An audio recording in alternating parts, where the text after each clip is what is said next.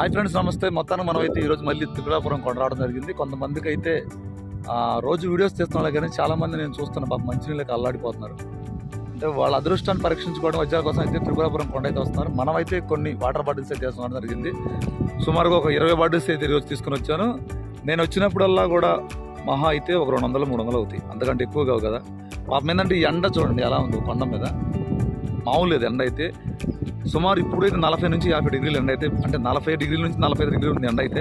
అది ఇది పల్నాడు ప్రాంతం కాబట్టి మరి అలాంటి వాళ్ళకు ఎక్కడో కొండ మీద ఏరుతున్న వాళ్ళకైతే మరి మనం వచ్చి వీడియోస్ చేసుకుంటున్నాం. నాకైతే ఇంకా ఎర్న్ అయితే అంటే అమౌంట్ అయితే ఇంకా అయితే ఫేస్బుక్ నుంచి కానీ దేని నుంచి అయితే నాకైతే రావడం లేదు.